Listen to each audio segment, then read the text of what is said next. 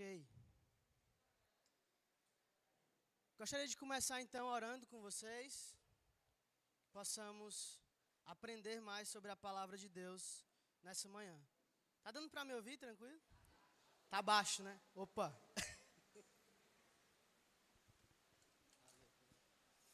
Então vamos orar ao nosso Deus. Senhor, nós queremos te agradecer por mais um dia de vida, pelo dia do Senhor, que o Senhor preparou para a tua própria glória.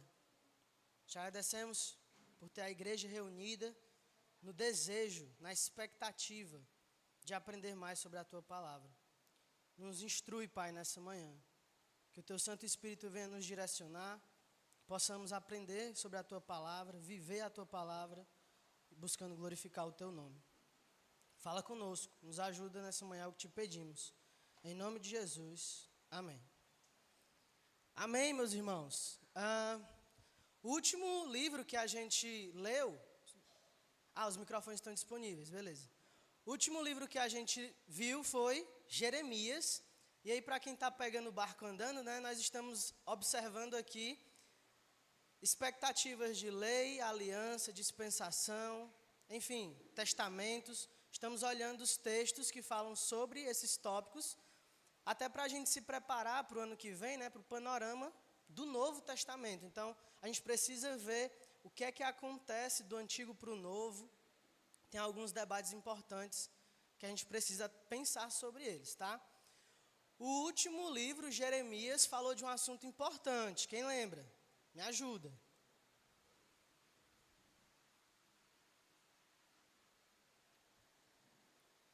Foram duas, já está com 3 semanas já. Ok, vou dar o desconto. Jeremias vai falar sobre a nova aliança, o texto da nova aliança, claro ali. E aí eu gostaria de continuar com os meus irmãos, não deu para a gente terminar essa parte, né? A segunda aula seria só esse do meio aqui, mas aí a gente tem que terminar Ezequiel e Zacarias. Então vamos lá rapidamente. Por isso, até por conta do tempo, eu vou procurar ler mais os textos hoje, tá? Para a gente ganhar certo tempo aí. Então vamos lá, Ezequiel. Já pode abrir sua Bíblia em Ezequiel.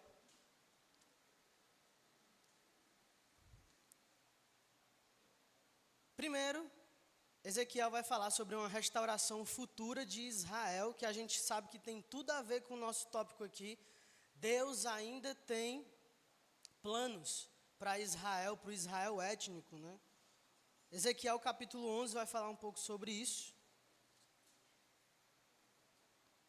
Ezequiel 11, 19 e 20. Deixa eu ler para os irmãos. Dar-lhes-ei um só coração, espírito novo porei dentro deles. Tirarei da sua carne o coração de pedra e lhes darei coração de carne, para que andem nos meus estatutos e guardem os meus juízos e os executem. Eles serão o meu povo e eu serei o seu Deus. Esse texto, irmãos, ele tem muita relação com o texto de Jeremias. Parece que Ezequiel está falando a mesma coisa que Jeremias disse, só que ele usou um vocabulário diferente, né? Enquanto Jeremias disse, ninguém vai precisar mais falar sobre o Senhor, conhece o Senhor, todos vão conhecer.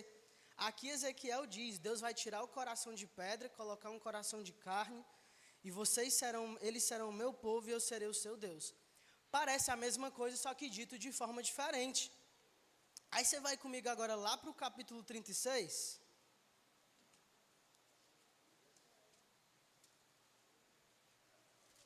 Esses textos de Ezequiel também são considerados textos da nova aliança, tá?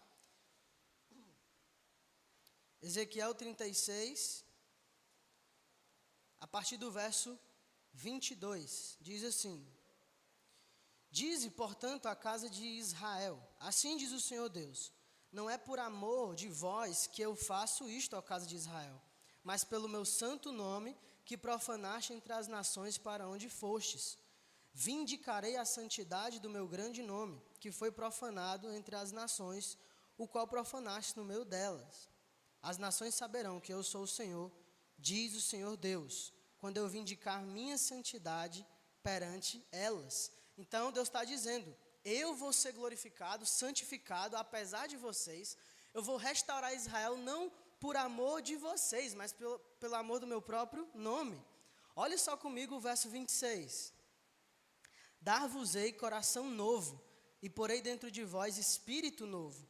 Tirarei de vós o coração de pedra e vos darei coração de carne.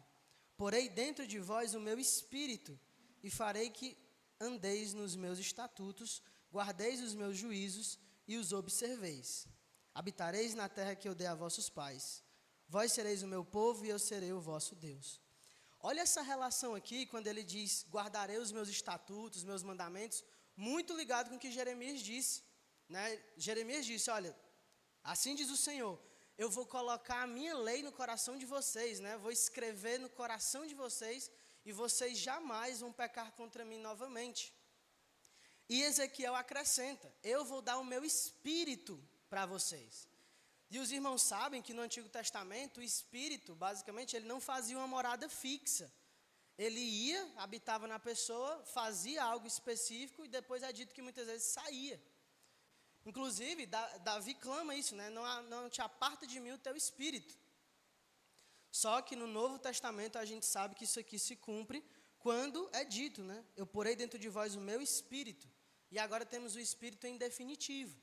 Isso já é uma pista do que nós vamos ver logo mais, que é o que eu defendo. A nova aliança é para os judeus, mas os judeus rejeitaram o Messias, e agora ela se extrapola para todas as nações. Mas a gente vai falar um pouco mais sobre isso depois. Tem mais um texto para olhar, né? Oi? Tem um microfone aí?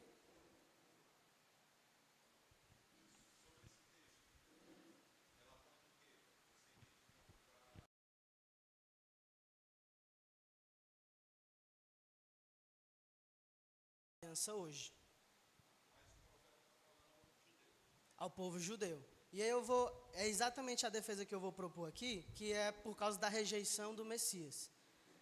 O Messias vai para eles rejeitam, e aí até Paulo diz, né, eu vou fazer ciúme a vocês, usando o texto do Antigo Testamento, e eu vou entregar isso agora para as nações. Pronto. Alguns vão entender que esse texto está naquela passagem de Jesus com Nicodemos, aquilo que Jesus disse, tu és mestre, não entende?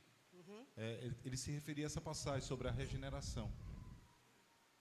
Tu entende também como esse processo de regeneração já existente também na Antiga Aliança? Porque alguns vão dizer, olha, sempre foi da mesma forma. Deus sempre operou nos corações com a regeneração. Então, quem cria no passado também experimentava desse mesmo processo. Mesmo sem ter a presença presente do Espírito Santo, mas o processo era o mesmo. Deus tinha que operar no coração, tirar o coração de pedra e colocar um coração renovado. Sim. A salvação sempre é pela fé, ou naquele que viria, ou naquele que já veio, né? Agora, a diferença aqui, os termos que ele vai usar, extrapolam o Antigo Testamento. Então, basicamente isso que eu tenho visto, né? Olha comigo agora o verso 35 desse mesmo capítulo. Disse esta terra desolada ficou como o jardim do Éden. As cidades desertas, desoladas e em ruínas estão fortificadas e habitadas. Então as nações que tiverem restado ao redor de vós saberão que eu, o Senhor, reedifiquei as cidades destruídas e replantei o que estava abandonado. Eu, o Senhor, o disse e o farei. Ou seja, Deus vai cumprir o seu plano de expandir o Éden. Que a expectativa era que Adão fizesse isso, e ele pecou e não conseguiu, mas Deus vai fazer isso. Essa terra desolada ficou como o jardim do Éden. É a restauração de todas as coisas, a transformação de todas as coisas. Romanos vai falar sobre isso também, que a criação geme, anseia isso, e Deus vai transformar todas as coisas. Isso começa no milênio, tá? E ganha desdobramentos eternos. Agora olha só, vamos para outro texto, a visão do vale de ossos secos, no capítulo 37. Olha só o verso 12. Portanto, profetize e dize-lhes, assim diz o Senhor Deus, eis que abrirei a vossa sepultura e vos farei sair dela, ó povo meu, e vos trarei a terra de Israel. Sabereis que eu sou o Senhor quando eu abrir a vossa sepultura e vos fizer sair dela, ó povo meu. Porei em vós o meu espírito, e vivereis, e vos estabelecerei na vossa própria terra. então sabereis que eu, Senhor, disse isto e o fiz, diz o Senhor. Então, esse texto aqui claramente aponta para essa restauração, inclusive espiritual, do povo de Deus, da nação de Israel. Outro texto sobre o rei Davídico, nesse mesmo capítulo, verso 21. Diz-lhes, pois, assim diz o Senhor Deus, eis que eu tomarei os filhos de Israel de entre as nações, para onde eles foram, e os congregarei de todas as partes, e os levarei para a sua própria terra. Farei deles uma só nação na terra, nos montes de Israel, e um só rei será rei de todos eles. Nunca mais serão duas nações, nunca mais para o futuro se dividirão em dois reinos. É importante, irmãos, a gente ler esses textos, ter noção deles, porque eles se cumprem justamente em Cristo, e Jesus fala isso. Vocês não leram o Antigo Testamento?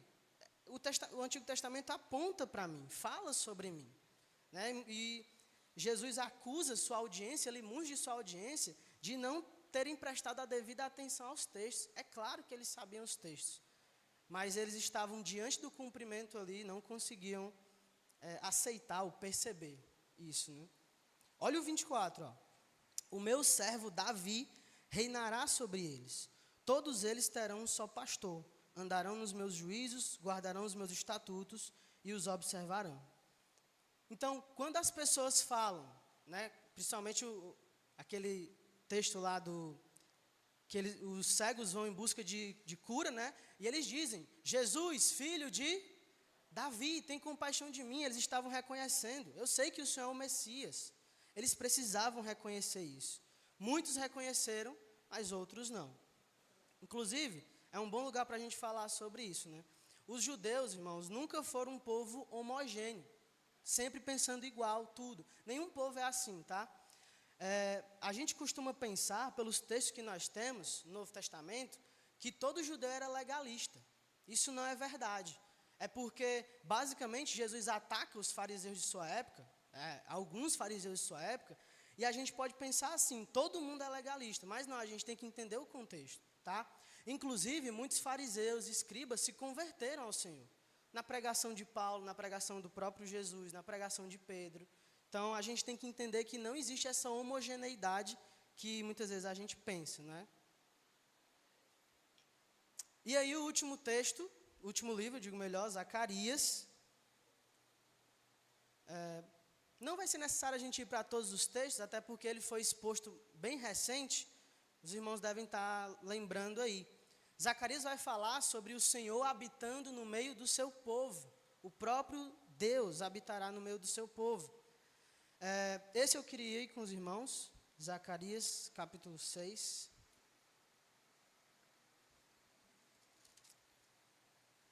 Verso 12, diz assim, e disse-lhes, assim diz o Senhor dos Exércitos, eis aqui o homem cujo nome é Renovo, ele brotará do seu lugar e edificará o templo do Senhor. Ele mesmo edificará o templo do Senhor e será revestido de glória, assentar-se-á no seu trono e dominará, e será sacerdote no seu trono, e reinará perfeita união entre ambos os ofícios. Aqui um cumprimento que nós esperamos ainda, um cumprimento escatológico, dessa promessa de que Jesus reinará fisicamente sentado no trono aqui, certo? Zacarias 9 vai falar sobre esse rei, se você quiser depois dar uma olhada lá. Vamos para esse texto agora, capítulo 12, sobre o arrependimento. Olha só o que diz o verso 10. E sobre a casa de Davi, sobre os habitantes de Jerusalém, derramarei o espírito da graça e de súplicas, olharão para aquele a quem transpassaram, pranteá-lo-ão, como quem pranteia por um unigênito, e chorarão por ele, como se chora amargamente pelo primogênito. Isso aqui ainda vai acontecer. Jesus diz, né, olha, vocês vão reconhecer e vão dizer, bendito que vem em nome do Senhor, vocês vão olhar para aquele que vocês transpassaram, vão se arrepender por isso. Cumprimento escatológico ainda.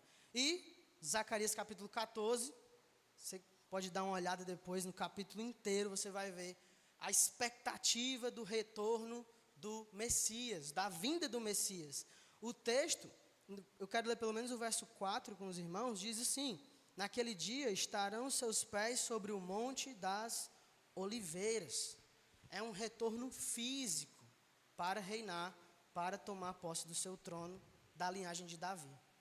Ei, Thales, Opa. esse texto aqui dos versos 10 e 11, fica bem claro que isso é algo bem físico, né? Sim. Como que os irmãos que acreditam que a igreja foi substituída por Israel, né, que a igreja é Israel de Deus, como que eles interpretam esse texto aqui, que parece ser bem claro, dando a entender que de fato o povo de Israel, né, o povo judeu, vai reconhecer Jesus como Messias naquele grande dia. Tu está em Zacarias 14? É o 12, 12, no né? caso. Ah, sim, o que eu li, né? Esse pessoal, eles vão olhar para textos do Novo Testamento e eles vão dar, digamos, uma preferência. É a questão hermenêutica de que o Novo Testamento interpreta o Antigo. Eu não concordo com isso. O Antigo Testamento interpreta o Antigo e o Novo Testamento interpreta o Novo. Só que eles vão dar uma preferência ao Novo, dizer, não, o Novo agora vai interpretar o Antigo. E por isso, eles vão usar alguns textos para dizer que a descendência de Abraão, lembra que a gente viu lá em Gênesis? A descendência de Abraão agora se aplica à igreja. E aí, esses textos aqui já ficam, eles não vão olhar de forma física nesse aspecto como a gente está vendo. O próprio milênio, muitas vezes, ele é visto como um aspecto bem espiritual. Mas esse texto aqui é bastante difícil, então, para eles encarar, né? É verdade, eu concordo contigo. Beleza. E aí eu queria fazer um resumo, antes da gente ir para a próxima parte, de tudo que a gente viu aqui, os pontos mais importantes. Deus institui alianças. O Josinha disse que se eu botasse de amarelo ficava melhor. Ficou mesmo, viu? Não ficou não? Deus institui alianças como forma de se relacionar com os homens. Então, a aliança, meus irmãos, implica relacionamento. Lembra, o próprio Jesus cita textos do Antigo Testamento dizendo, eu não quero sacrifícios. Se vocês tivessem entendido isso, eu quero misericórdia, eu quero obediência, relacionamento. Então, essas alianças envolvem relacionamento com Deus, relacionamento de Deus com os homens. As leis mostram a vontade de Deus, instruem o povo e promovem o relacionamento correto. Então, é muito equivocado pensar que a lei é só um mandamento e que você vai simplesmente tratar ele assim. Não, a lei envolve relacionamento. A lei envolve instrução, o povo aprendendo com Deus e vivendo com Deus. É isso que Deuteronômio capítulo 6 falava, e não simplesmente fazer sacrifícios e etc. Eu estava vendo recentemente um teólogo que trouxe uma abordagem bem interessante, que é o seguinte: a gente sabe que o sangue de touros e bodes não é capaz de perdoar pecados. Hebreus fala sobre isso. Só que você fica pensando, por que esse povo sacrificava o tempo todo? Porque existia um aspecto vertical, Deus mandou fazer isso, e eu penso que esse aspecto vertical apontava para o Messias. O sacrifício não consegue pagar o pecado de vocês, mas eu vou mandar o Cordeiro de Deus que tira o pecado do mundo, e aí sim vai ser definitivo. Mas também, esses sacrifícios, essas leis envolvem um aspecto horizontal, de relacionamento. Então, quando a pessoa ia e sacrificava, diante do povo, como é que o povo ia ver isso? Aquela pessoa se arrependeu, aquela pessoa está buscando santidade. Estamos como uma nação, lembra? É teocracia, uma nação teocrática buscando agradar a Deus. Só que as pessoas só veem o exterior. Só quem vê o interior é Deus. E Deus diz para muitos desses sacrifícios, vocês levam sacrifício e sacrifício, me louvam com os lábios, mas o coração está longe de mim. Por isso que a nova aliança vem para transformar não lábios, mas corações. Essa é a mudança de perspectiva, é de dentro para fora. Então, o povo deveria sacrificar o tempo todo e perceber, peraí, por que a minha vida não muda? Porque eu não consigo mudá-la. Eu preciso que Deus intervenha. Eu preciso de um Salvador. Então, o Antigo Testamento fala claramente sobre isso. Sobre essa chegada do Messias, Salvador, restaurador. Inclusive, os discípulos esperavam isso, né? Só que eles já esperavam tudo de uma vez, o pacote completo. O Senhor vai restaurar agora o reino a Israel? Lembra em Atos? Ele diz, não compete a vocês saberem épocas, tempos. Então, Jesus vai restaurar sim, mas aquele não era o momento para isso. As dispensações são períodos de administração, economia, gerência, diferentes de Deus. Deus não muda, mas muitas vezes ele muda a forma de lidar com o povo, dependendo da sua dispensação. É o que nós temos visto aqui.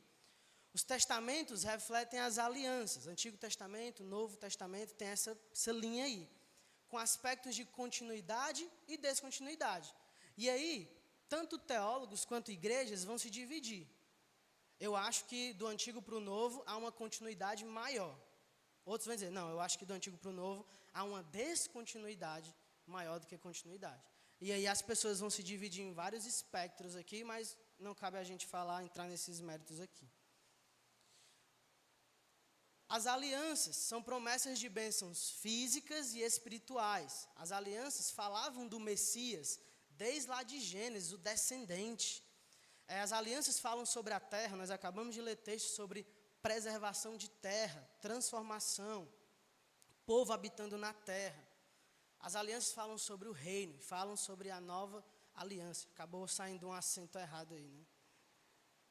As leis, como eu já falei para os irmãos, têm um relacionamento vertical com Deus e horizontal com o povo. E as dispensações mostram o desenrolar do plano de Deus, culminando no estado eterno. Então elas vão mostrando essa progressão do que Deus está fazendo na história. Ok? Beleza. Isso aí foi só para terminar aquela parte lá. Agora vamos entrar no de hoje mesmo, né? Vamos lá em Mateus. E aí a gente já aproveita. Mateus capítulo 5, que foi lido aqui.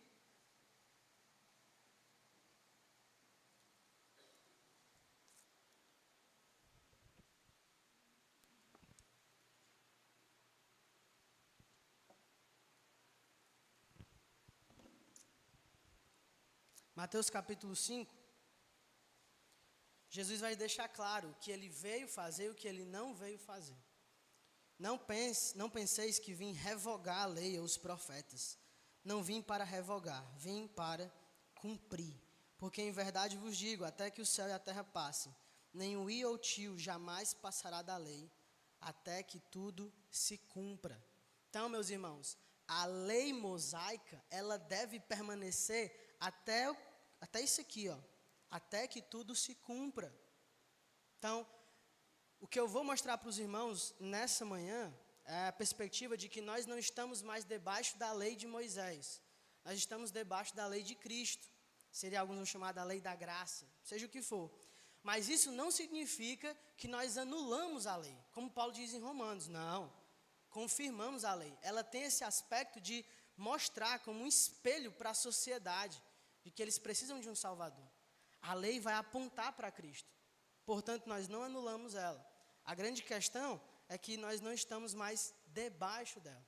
E eu vou mostrar quais são as implicações disso ao longo da nossa aula. Então, Jesus não veio revogar, anular, cancelar a lei. Ele veio para cumprir a lei. Ele é o cumprimento da lei. Ele cumpre e não revoga. Ele cumpre a lei no nosso lugar. Aquilo que ficou claro para todos, vocês não conseguem cumprir a lei de Deus. Por isso tantos sacrifícios. E aí Jesus vem e cumpre a lei. E a morte dele não é por causa dos seus próprios pecados, porque ele não tem pecado. A morte dele é por causa dos pecados de inimigos, rebeldes contra Deus, para fazer essa reconciliação agora com Deus. E aí a necessidade de permanência da lei é exatamente isso que eu mostrei para os irmãos. A lei tem que continuar fazendo esse papel dela de mostrar o que há dentro dos corações das pessoas. Por isso que ao evangelizarmos, nós devemos falar sobre o pecado no coração da pessoa, porque ela continua desobedecendo a lei.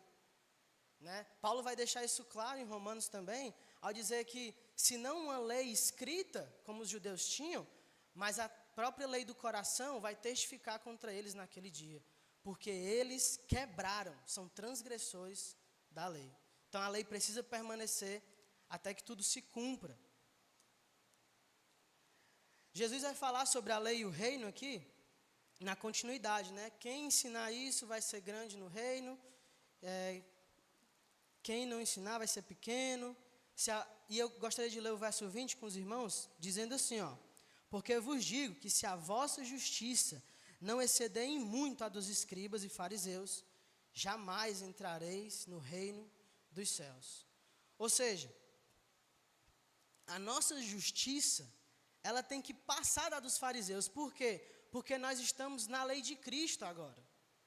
É uma lei, é a lei de amor, lei de liberdade. Isso deve ser algo muito maior. Não porque a antiga lei tinha algum problema. Paulo vai dizer, a lei é perfeita, boa, ela é perfeita. Qual é o problema da antiga lei? O meu pecado, o meu coração transgressor.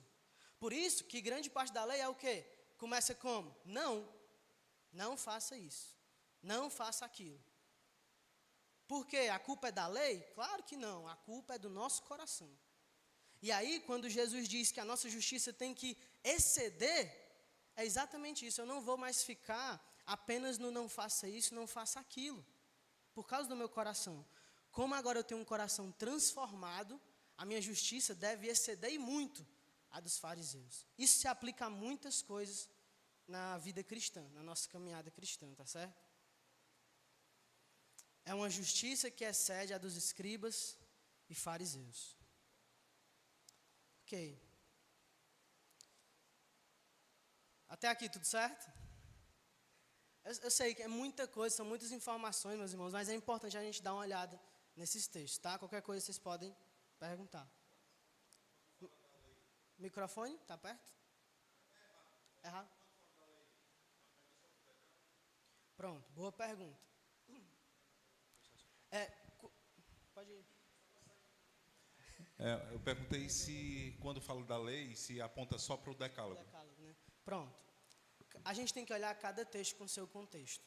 A lei pode falar só do decálogo. A lei pode falar de todos são mais de 600 mandamentos. A lei pode falar do Pentateuco, dos 5 primeiros livros, né? E a lei pode estar fazendo uma abrangência ao Antigo Testamento. Então, cada texto a gente tem que olhar no seu contexto devido, tá? Eu já vi até textos que, de um versículo para o outro, muda de que lei ele está falando. Então, a gente tem que tomar cuidado com isso. Bem observado. Vamos para Lucas. O Evangelho de Lucas, olha só o capítulo 4. Esse eu vou pedir para algum irmão ler, não ficar só eu lendo, né? Lucas 4, do 16 ao 21.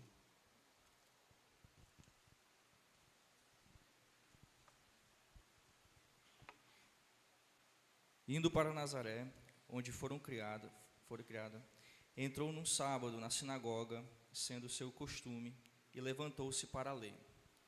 Então lhe deram um livro do profeta Isaías, e abrindo o livro, achou o lugar onde está escrito: o Espírito do Senhor está sobre mim, pelo que me ungiu para evangelizar os pobres, enviou-me para proclamar libertação aos cativos e restauração da vista aos cegos, para pôr em liberdade os oprimidos e apregoar o ano aceitável do Senhor.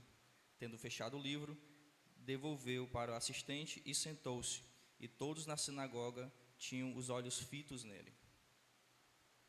Então passou Jesus a dizer-lhes: hoje se cumpriu a escritura que acabais de ouvir. Esse texto é incrível. Jesus está dizendo, se cumpriu o que Isaías disse. Isaías 61 vai falar sobre isso. Os feitos do servo, hoje se cumpriu. Jesus está trazendo para si o cumprimento de profecias do Antigo Testamento e deixando claro para eles.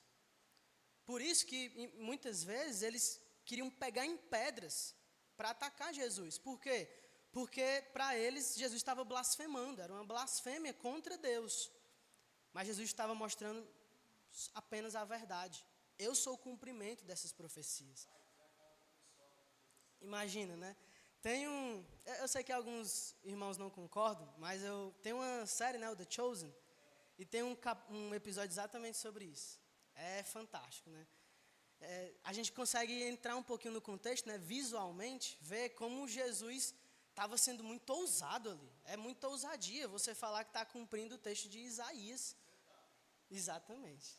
Então, Jesus, ele cumpriu de fato, trouxe o cumprimento inicial dessa profecia, que a gente aguarda um cumprimento final, escatológico. Olha só Lucas capítulo 11 agora.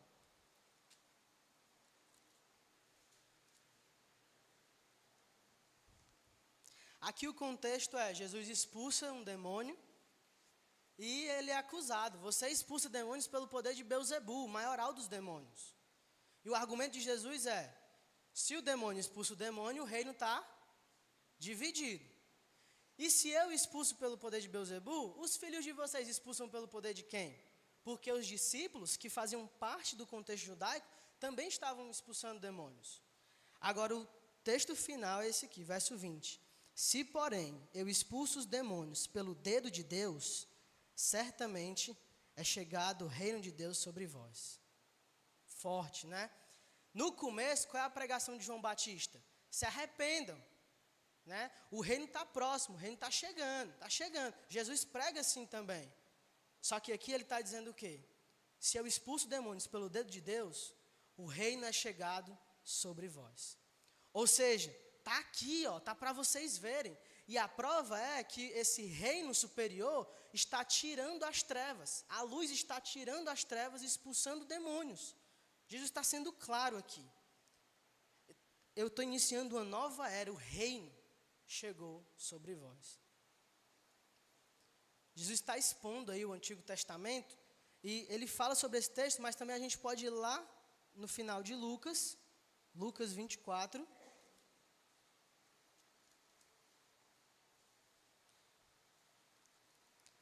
A partir do verso 27 diz assim, aqui os discípulos no caminho de Emaús, e começando por Moisés, discorrendo por todos os profetas, expunha-lhes o que a seu respeito constava em todas as Escrituras. Que é um pouquinho do que a gente está tentando fazer. Observar as profecias do Antigo Testamento e observar como Jesus cumpre elas.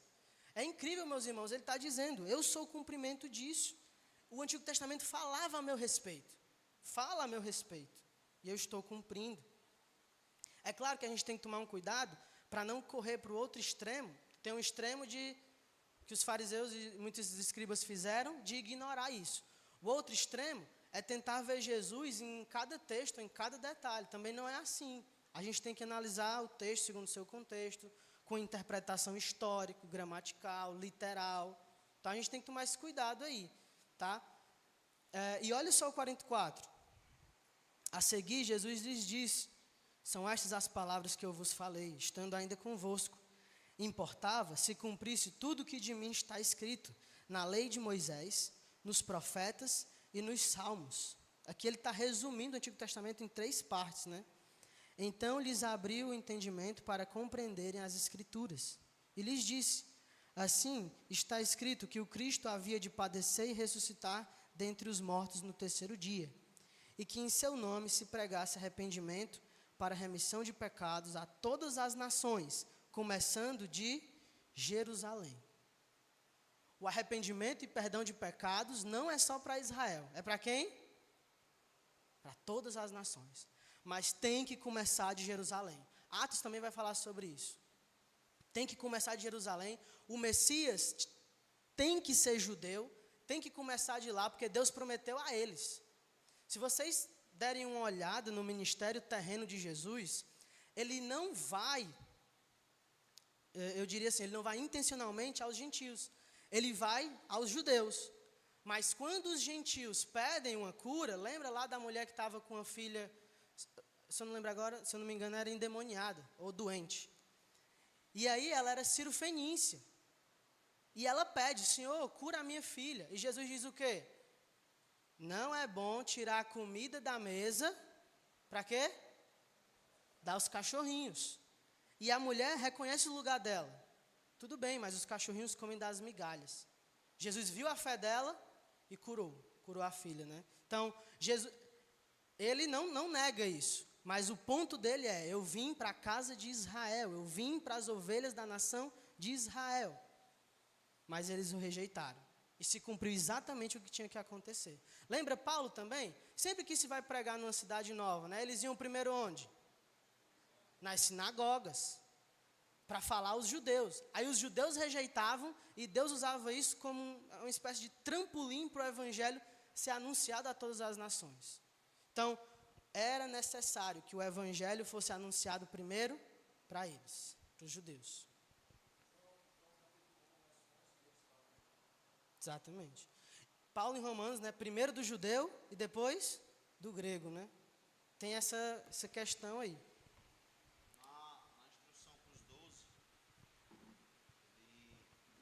Na instrução para os 12, né, ele diz, dando-lhes as seguintes instruções: não tomeis rumo aos gentios, nem entreis na cidade dos samaritanos, mas de preferência procurar as ovelhas perdidas da casa de Israel.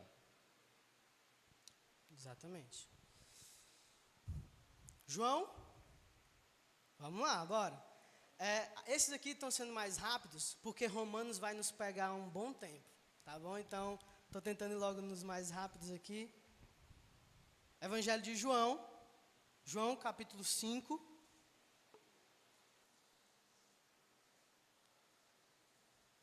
Alguém pode ler 45 ao 47?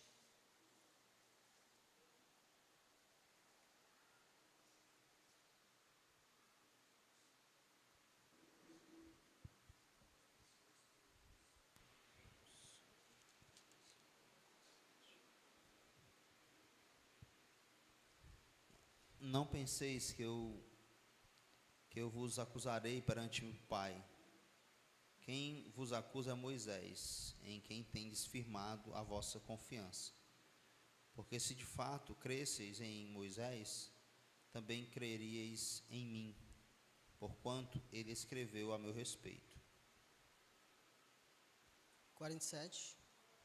Se, porém, não credes nos seus escritos, como crereis nas minhas palavras? Ou seja, Jesus está mostrando que ele está alinhado com o que Moisés falou. Ele não veio contradizer. E ele diz, olha, vocês não creem em mim porque vocês não entenderam Moisés. Vocês não creram no que Moisés escreveu a meu respeito. Eu não vou acusar vocês. É tanto que Jesus diz, né? Eu não vou fazer essa acusação. Quem vai acusar vocês?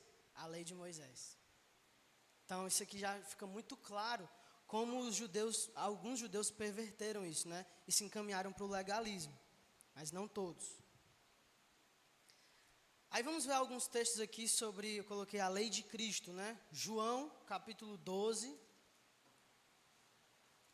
Deixa eu ler isso. 44. Jesus exclamou dizendo: quem crê em mim, crê não em mim, mas naquele que me enviou. E quem me vê a mim, vê aquele que me enviou. Eu vim como luz para o mundo, a fim de que todo aquele que crê em mim não permaneça nas trevas. Se alguém ouvir as minhas palavras e não as guardar, eu não o julgo, porque eu não vim para julgar o mundo, e sim para salvá-lo. Quem me rejeita e não recebe as minhas palavras, tem quem o julgue. A própria palavra que tenho proferido, essa o julgará no último dia. Porque eu não tenho falado por mim mesmo, mas o Pai que me enviou, esse me tem prescrito o que dizer e o que anunciar. Eu sei que o seu mandamento é a vida eterna. As coisas, pois, que eu falo, como o Pai me tem dito, assim falo. Alguns se perguntam, né, o que seria essa lei de Cristo? A lei de Cristo, ela vem para trazer um relacionamento com Deus que a antiga lei não conseguia. Mas não por problema da antiga lei, mas por problema do nosso coração, como já foi dito aqui. Então, a lei de Cristo, ela vem para fazer essa transformação de dentro para fora. Jesus está dizendo, se você guarda a minha palavra, se você obedece os meus mandamentos, tem um relacionamento aí. Vários outros textos vão falar sobre isso. Olha só o 13, verso 34. Novo mandamento vos dou, que vos ameis uns aos outros, assim como eu vos amei, que também vos ameis uns aos outros. Nisto conhecerão todos que sois meus discípulos, se tiverdes amor uns aos outros. Por isso que alguns também vão chamar a lei de Cristo como a lei de amor, a lei do amor. O amor cumpre os mandamentos. Então, não era necessário dizer, não mate, não roube, não furte. Porque se eu amo meu irmão, eu não vou matá-lo, não vou roubar, furtar. E Jesus traz isso para um nível muito mais profundo do que eles estavam imaginando. Que é o quê? Matar o outro não é só fisicamente, mas eu posso matar o outro no meu coração, na minha mente. Quando eu me iro, lembra lá? Então, Jesus está trazendo esse aspecto mais profundo, que eles não se atentaram a isso, por conta muitas vezes do legalismo. Olha o capítulo 15, verso 10. Se guardares os meus mandamentos, permanecereis no meu amor. Assim como também eu tenho guardado os mandamentos de meu Pai, e no seu amor permaneço. Então, é claro, meus irmãos, os mandamentos estão relacionados ao amor. Aquele que ama a Cristo vai guardar os seus mandamentos. Existe esse aspecto relacional, como toda lei tem que ter. Lei não é só obediência, é obediência juntamente com relacionamento. Relacionamento. Deus espera relacionamento com o seu povo. Vamos para Atos? Beleza. Atos, só contextualizando, é um livro de transição, um livro histórico, narrativo. Então a gente tem que ter isso em mente, tá? Atos 1, verso 8. Alguém lê aí pra gente? Mas vocês receberão poder ao descer sobre vocês o Espírito Santo, e serão minhas testemunhas tanto em Jerusalém como em toda a Judéia e Samaria e até os confins da terra. Aqui é a ideia de expansão, né? Jerusalém, Judéia, Samaria, confins da terra. O evangelho vai expandir aqui agora. Atos capítulo 2, não separei nenhum versículo, mas é só para deixar claro, né, que é o início da igreja, tá? E é a nossa dispensação atual. Alguns vão chamar de era da igreja, ou a dispensação da graça, dispensação do amor. Está falando desse mesmo aspecto aqui. Em definitivo. O Espírito vem para habitar em definitivo. E agora eu queria ir para um texto, Atos capítulo 15,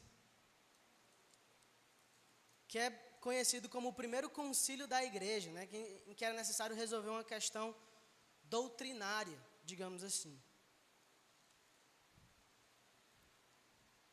Deixa eu contextualizar para os irmãos aqui o verso 1. Alguns indivíduos que desceram da Judéia ensinavam aos irmãos: se não vos circuncidardes segundo o costume de Moisés, não podeis ser salvos. Tendo havido da parte de Paulo e Barnabé contenda e não pequena discussão com eles, resolveram que esses dois e alguns outros dentre eles subissem a Jerusalém aos apóstolos e presbíteros com respeito a essa questão. Enviados, pois, e até certo ponto acompanhados pela igreja, aí vai dar seguimento ao texto. Então, a questão é aqui. Eles diziam, né, se vocês não se circuncidarem, se vocês não guardarem esse costume de Moisés, vocês não podem ser salvos. Isso aqui claramente é uma heresia, está errado. Não precisa dessa circuncisão. Só que para nós é uma questão mais simples, por esse distanciamento. Mas para eles, meus irmãos, contextualmente ali era uma questão bem complexa, bem difícil de resolver. Verso 5. Insurgiram-se, entretanto, alguns da seita dos fariseus que haviam crido, dizendo: é necessário circuncidá-los e determinar-lhes que observem a lei de Moisés. Como é que eles vão resolver isso? Como é que agora a igreja vai lidar com a lei de Moisés? Olha só, verso 8. Ora, aqui Pedro falando. Ora, Deus, que conhece os corações, lhes deu testemunho, concedendo o Espírito Santo a eles, como também a nós nos concederam. Qual é o argumento de Pedro? Eu vi Cornélio receber o Espírito, um gentio, né? E antes, Pedro tem a visão, lembra lá?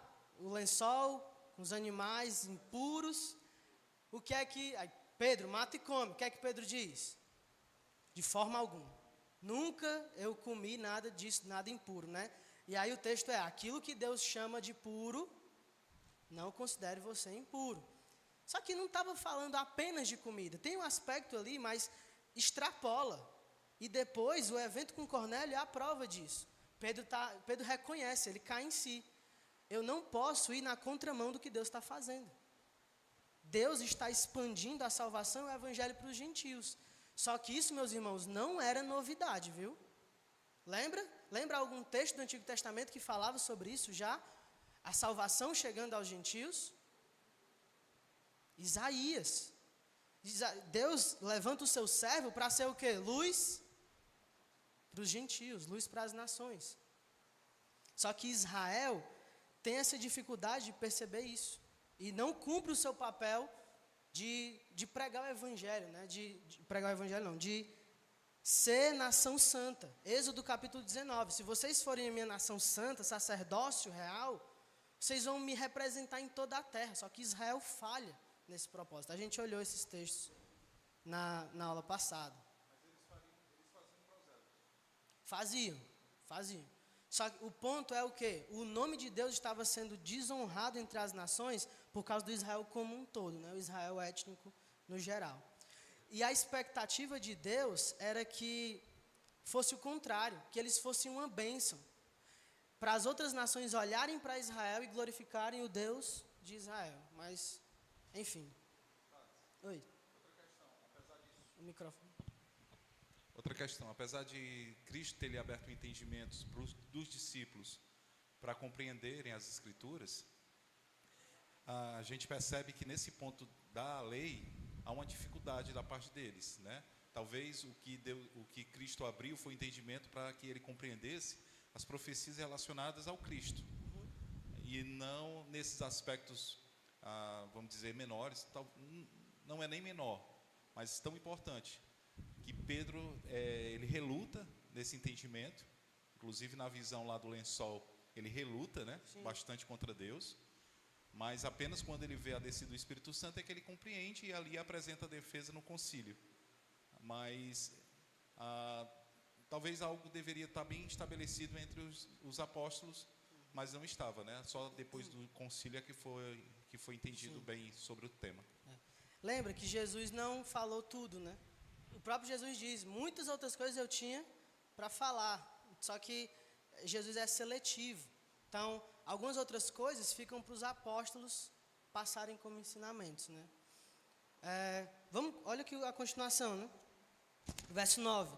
E não estabeleceu distinção alguma entre nós e eles, entre judeus e gentios, purificando-lhes pela fé o coração. Purificando-lhes pela fé. Sempre isso, meus irmãos, sempre isso. Agora, pois, por que tentais a Deus, pondo sobre a cerviz dos discípulos um jugo que nem nossos pais puderam suportar, nem nós, mas cremos que fomos salvos pela graça do Senhor Jesus Cristo, do Senhor Jesus, como também aqueles o foram. Pedro está dizendo: por que vocês querem colocar esse jugo sobre eles? Nem nós conseguimos suportar isso. A salvação é por Cristo, pela fé, pela graça. E eu vi, né, como Pedro dizendo, eu fui testemunha disso. O Espírito Santo sendo derramado também sobre gentios. Olha o verso 15, agora Tiago toma a palavra, né? Eu queria ler todo até o 21, mas olha só aqui pelo menos os primeiros versículos. Verso 15. Conferem com isto as palavras dos profetas, como está escrito. Então o Tiago vai dizer: olha, isso está de acordo com o Antigo Testamento. Cumpridas estas coisas, voltarei e reedificarei o tabernáculo caído de Davi, e levantando de suas ruínas, restaurá-lo-ei, para que os demais homens busquem o Senhor, e também todos os gentios sobre os quais tem sido invocado o meu nome. Gentios, diz o Senhor, que faz estas coisas conhecidas desde os séculos. Então, isso está de acordo com as promessas, com a expectativa do Antigo Testamento, que eles falharam ou em perceber, ou muitas vezes em cumprir, não é? E a rejeição dos judeus e a aceitação dos gentios. Atos 28, no texto que Paulo prega, alguns concordam com ele, mas outros continuaram incrédulos. Eu vou ler a partir do 25, Atos 28, 25. E havendo discordância entre eles, despediram-se, dizendo Paulo estas palavras: Bem falou o Espírito Santo a vossos pais, por intermédio do profeta Isaías, quando disse: Vai a este povo e diz-lhe: De ouvido ouvireis e não entendereis, vendo vereis e não percebereis. Porquanto o coração deste povo se tornou endurecido, com os ouvidos ouviram tardiamente e fecharam os olhos, para que jamais vejam com os olhos, nem ouçam com os ouvidos, para que não entendam com o coração e se convertam e sejam por mim sejam curados. Verso 28. Tomai, pois, conhecimento de que esta salvação de Deus foi enviada a quem? Aos gentios, e eles a ouvirão. Então, Paulo reconhece isso. Olha, o movimento os judeus estão rejeitando, isso vai ser entregue aos gentios. Irmãos, Isaías já falou sobre isso, nós vimos os textos. Eles vão tropeçar na pedra de tropeço, na rocha. Essa rocha vai ser uma rocha de escândalo para eles. Essa pedra que eles rejeitaram vai ser a pedra angular. Paulo também vai falar sobre isso, Pedro vai falar. Essa rejeição não pegou Deus de surpresa. Deus vai usar agora a rejeição dos judeus para fazer o evangelho chegar aos gentios. Que fantástico. De modo que Deus continua soberano, mas os judeus são responsáveis pelo que fizeram. Lembra Pedro pregando? Deus enviou o Messias, mas vocês o mataram. Os judeus são responsáveis. E Deus é soberano. Pronto. Isso daí já abre brecha porque a gente vai ver em Romanos, né? A circuncisão agora é a do coração. Mas esse alcance aos gentios não é condicional. Não é condicional? Como assim? Tem algum microfone? Aos gentios. Não, pode repetir, irmão? Eu estou falando a questão da condição. Eles se rejeitaram e aí agora, nessa condição, os gentios recebem o evangelho. Mas nós sabemos que nos planos eternos de Deus, a salvação é para todos, né? Todos que ouvem e se arrependem por meio da fé. Eu acho que essas duas coisas que você falou não se contradizem. Os planos eternos de Deus era a salvação de todos e Deus usou a rejeição dos judeus para isso. Então eu iria por aí, né? Ok, agora é um livro que a gente vai gastar um tempinho. E talvez a gente até termine nele, mas não tem problema, tá bom? Vamos lá, Romanos. Se segura agora. Irmãos, praticamente todo capítulo teria alguma coisa, tive que selecionar. Oi? Ainda não sei quem é, a Rayane?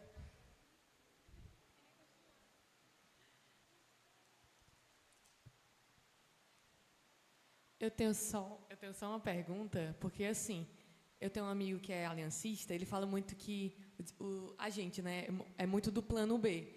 E a forma que você estava falando lá no começo, né, meio que caía nisso, calma. Tipo assim, a forma de sei lá, vou tentar aqui pregar para os judeus, eles não aceitarem, então vamos fazer um plano B aí para salvar todo o restante, né? Mas, tipo assim, textos como esse que você leu, enfim, que a gente vê em Isaías também, você vê realmente essa ideia, cara, era assim o plano, né, desde do começo, que eu falo isso por conta da pergunta do Alex, né?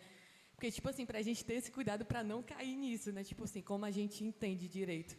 De não entender que é um plano B, enfim. Cuidado com as tuas amizades, viu? A igreja não é um plano B. Mas essa defesa é justamente para ir contra isso. A rejeição dos judeus não pegou Deus de surpresa. A igreja não foi, agora eu vou ter que resolver de outro jeito. Isso já estava pré-determinado. Romanos 1. Oi.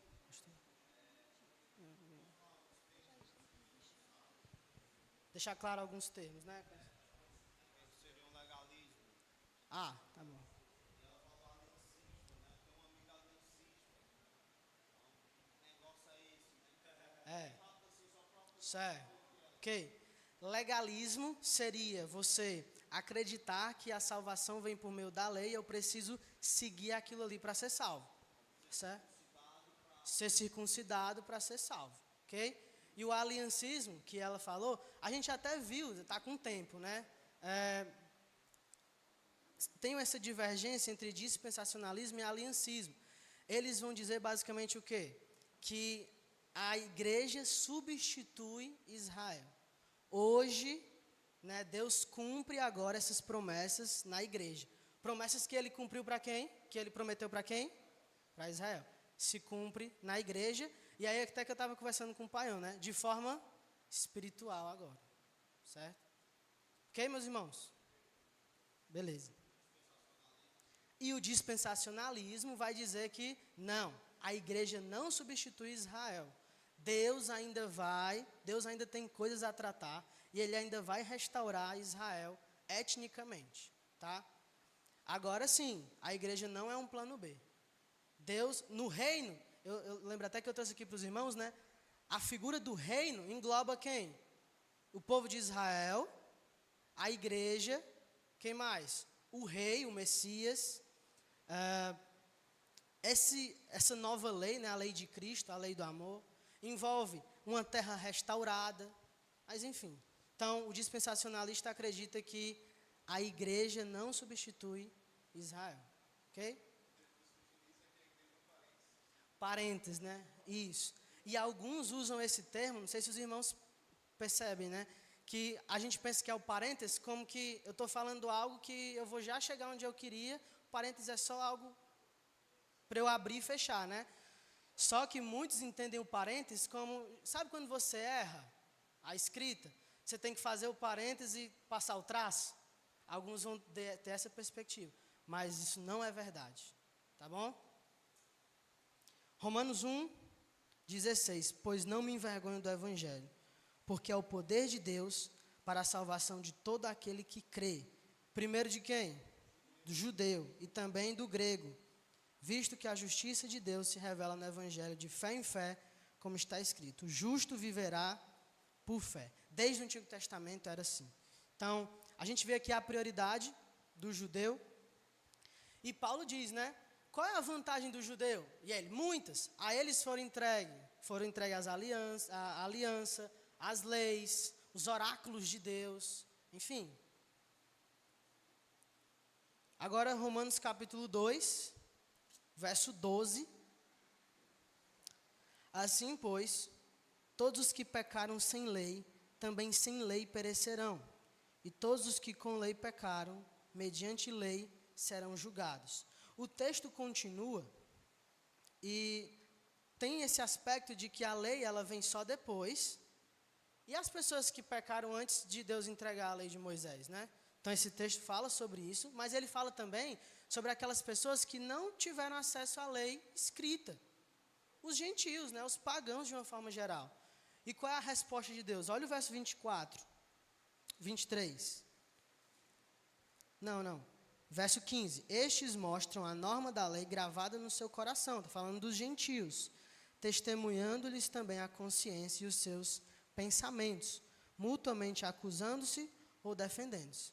Aquelas pessoas que não tiveram acesso à lei, elas têm uma lei uma moral assim no coração delas, e de acordo com essa lei, elas mesmas são indesculpáveis. Elas transgridem as próprias leis morais delas. Por isso, todos são indesculpáveis, judeus e gentios. Paulo vai dizer, Deus encerrou todos debaixo do pecado, para que a sua misericórdia seja exaltada, né? Para que as nações possam olhar e realmente só sou salvo pela graça, só sou salvo pela misericórdia, bondade de Deus. Verso 23, está falando do judeu agora. Tu que te glorias na lei, judeu, desonras a Deus pela transgressão da lei? Pois como está escrito, o nome de Deus é blasfemado entre os gentios por vossa causa. Judeus também são indesculpáveis, porque eles tiveram acesso a essa lei, mas ainda assim não glorificaram a Deus. Né? Ei, Thales, esse verso 15 aqui que tu falou, né? Falando um pouco dos gentios, eu trabalho num ambiente onde as pessoas lá são ímpias, né? E eu observo que alguns dos membros ali não tem acesso à igreja, né? A igreja católica e tal, a gente vê que existe uma consciência católica muito pequena, muito pouca mesmo, quase zero. Mas é bem claro, pelo menos para mim, esse texto aqui, porque existem algumas coisas que eles entendem como errado, e eu fico pensando, como que eles aprenderam isso? Se eles não têm acesso à palavra de Deus, não têm acesso à igreja, nem à igreja católica, mas parece que existe uma impressão, é claro que existem muitas coisas que são erradas, né? Uma consciência errada, mas pelo menos a moral mundana, entre aspas, você percebe que existe uma impressão ali que só foi Deus mesmo que colocou no coração deles, né? Existe o bem e o mal, assim, essa consciência de forma um pouco clara, né? Como nós temos essa consciência, né? Por conta que o Espírito habita em nós, a gente vê claramente que Deus colocou isso no coração deles, e isso não foi implantado por ninguém, né? Nem pela igreja, nem pela religião, nem pela palavra de Deus. Verdade. Olha só, Romanos 2, 25 a 29. Eu não vou ler esse texto, mas eu preparei aqui um quadro para os irmãos, que é basicamente o que Paulo vai defender aqui. Tentar explicar com calma aqui. Espero que dê para ver aí, tá? Ó. Aqui, o microfone funcionando aqui, tem o judeu e aqui o gentio, tá? O judeu é circuncidado onde? A carne. E o gentio? Não é circuncidado, tá? Agora vamos descer essa categoria aqui, ó. E os salvos? Tem salvo judeu? Tem salvo gentio? Pronto, pois vamos ver. O salvo é aquele que é circuncidado no coração, que a gente estava até comentando aqui, né? O judeu que é salvo, ele é da descendência física e espiritual de Abraão, por dois, certo? Mas ele não vai ser salvo por causa de sua descendência física, ou seja, pela circuncisão na carne. Ele vai ser salvo pela sua descendência espiritual, por ter tido a fé que Abraão teve, circuncisão no coração. E o gentio? O gentio não é da descendência física de Abraão, nesse caso. Mas se ele é salvo, se ele tem a circuncisão do coração, a mesma fé que Abraão teve, ele é da descendência espiritual de Abraão. Certo? Mas se for ímpios, tem judeu ímpio? Tem gentio ímpio? Vamos ver agora. O ímpio, ele é incircunciso no coração. O judeu, que é circuncidado na carne, sendo ímpio, ele é da descendência física de Abraão, mas não da espiritual. Ou seja, ele pode até ter aquele traço físico no corpo dele, mas ele não tem a circuncisão do coração, que é a que salva, né? E o gentio, que é ímpio, ele não faz parte de nenhuma descendência de Abraão, nem física, nem espiritual. Ficou claro, meus irmãos? É isso que Paulo vai defender em Romanos, né? Aquele que é salvo não é salvo pela circuncisão física, mas pela espiritual, no coração. Procede de Deus e não dos homens. Ok. Romanos capítulo 3, vai falar sobre o papel da lei. Verso 19 diz assim: ora, sabemos que tudo que a lei diz, aos que vivem na lei o diz, para que se cale toda a boca. Percebe que não é para salvação? É para que se cale toda a boca e todo mundo seja culpável perante Deus. Visto que ninguém será justificado diante dele por obras da lei, em razão de que pela lei vem a salvação? Não, pela lei vem o quê? O pleno conhecimento do pecado. Por isso, a gente até comentou a necessidade da permanência da lei. Para que fique claro, vocês são transgressores. Romanos, capítulo 7, um capítulo bem debatido. Eu não vou entrar no debate.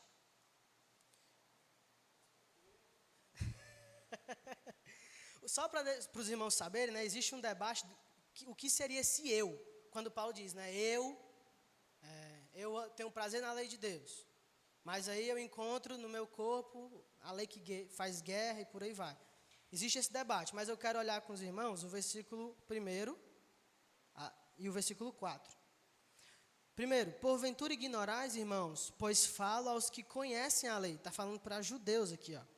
Que a lei tem domínio sobre o homem toda a sua vida. Aí ele vai fazer analogia com o casamento. O casamento é até que a morte separe. Morreu, acabou. E a defesa de Paulo é o quê? Agora vocês estão mortos para a lei, em Cristo. Verso 4. Assim, meus irmãos, também vós morrestes relativamente à lei, por meio do corpo de Cristo, para pertencerdes a outro, a saber, aquele que ressuscitou dentre os mortos, a fim de que frutifiquemos para Deus. Ou seja, é isso que eu estou tentando mostrar para os irmãos. Nós não estamos debaixo da lei. Nós morremos para a lei, em Cristo. E agora nós estamos sob o domínio de Cristo, sob a lei de Cristo, aquele que ressuscitou por nós, dentre os mortos, a fim de que nós frutifiquemos para Deus. Então agora eu posso fazer e acontecer? Não, deveria ser o contrário.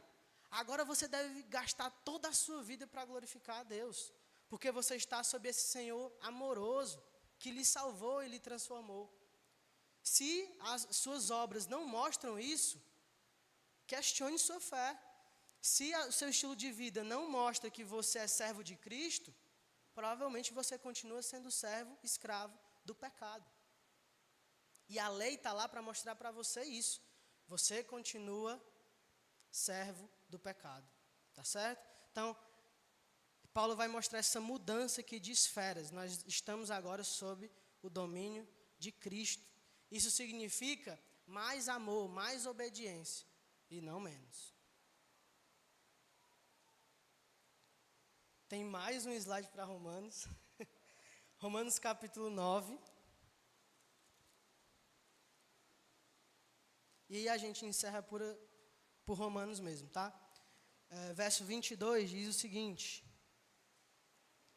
que diremos, pois, se Deus, querendo mostrar sua ira e dar a conhecer o seu poder, suportou com muita longanimidade os vasos de ira, preparados para a perdição, a fim de que também desse a conhecer as riquezas da sua glória em vasos de misericórdia, que para a glória preparou de antemão. Os quais somos nós, a quem também chamou, não só dentre os judeus, mas também dentre os gentios.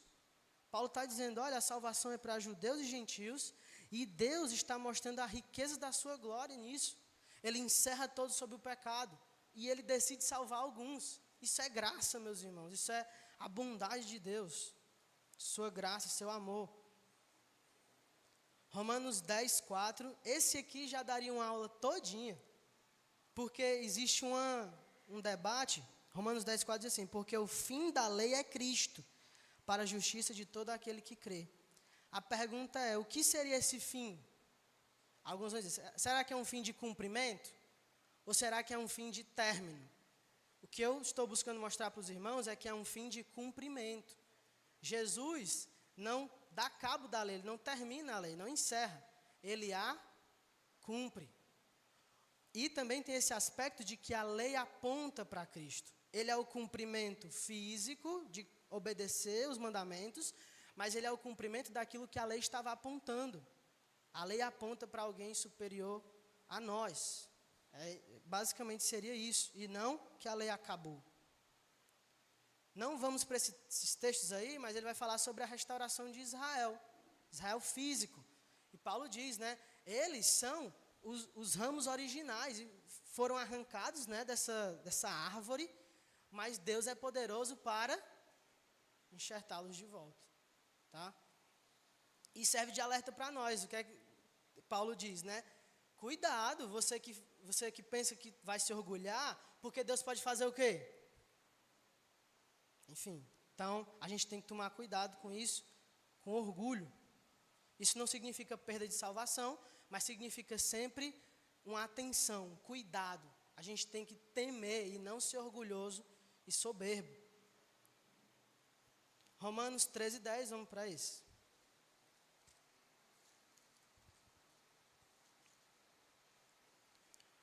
O amor não pratica o mal contra o próximo, de sorte que o cumprimento da lei é o amor. O amor cumpre a lei. Amar a Deus sobre todas as coisas e o próximo. Né? Jesus resume a lei nisso. Né? na verdade, alguém resume diante de Jesus e Jesus diz o quê? Né? Você está no caminho. É exatamente isso. Romanos 15. Jesus, as promessas e a misericórdia de Deus. E aí, te concluo. Verso 4. Pois tudo quanto outrora foi escrito, para o nosso ensino foi escrito, a fim de que pela paciência e pela consolação das Escrituras tenhamos esperança. Por isso, irmãos, que nós não anulamos o Antigo Testamento, nós recorremos a ele. Porque tudo o que foi escrito para o nosso proveito, foi escrito para o nosso ensino, para que nós possamos ter consolação das Escrituras e esperança. E os versos 8 a 12, digo, pois, que Cristo foi constituído ministro da circuncisão em prol da verdade de Deus. Ou seja, o Messias tinha que ser judeu, para confirmar as promessas feitas aos nossos pais, e para que os gentios glorifiquem a Deus por causa da sua misericórdia. E aí ele vai citar o Antigo Testamento. A defesa de Paulo é o quê? O Messias tem que ser judeu, porque Deus prometeu isso aos judeus. E os gentios vão olhar para isso e ver a misericórdia, porque o Messias não é nosso, mas ele se torna, ele chega a nós. Seria basicamente isso. Nós glorificamos a Deus por causa da sua misericórdia. Deus trouxe a salvação a nós, aqueles que não procuravam. O que é que o Antigo Testamento vai dizer aqui? Não aqui, mas em outras partes. Eu fui achado por aqueles que não me procuravam. Naquele lugar que se diz, esse não é o meu povo, vão ser chamados agora meu povo. Deus trazendo a sua misericórdia para com todos. Amém? Aí, na próxima aula, a gente tenta fazer uma mágica aí para terminar tudo. Vamos orar, meus irmãos. Eu sei que é muita coisa, muita informação, mas que o Senhor nos ajude a amar cada vez mais sua palavra. Oremos. Senhor, muito obrigado por aprendermos mais sobre Ti. Te pedimos que o Senhor use tudo que aprendemos para ter cada vez mais amor para com o Senhor, sabendo de onde fomos tirados e para onde o Senhor nos levou. Sabendo que agora o Senhor já nos deu o seu Espírito, o Senhor já nos transformou, nos regenerou. Estamos na expectativa de que o cumprimento final de todas as coisas aconteça. Por isso clamamos, Maranata, ora vem, Senhor Jesus. Por isso nosso desejo é ver o nosso Cristo e poder gozar das bênçãos celestiais eternas. É no nome dele que oramos. Amém.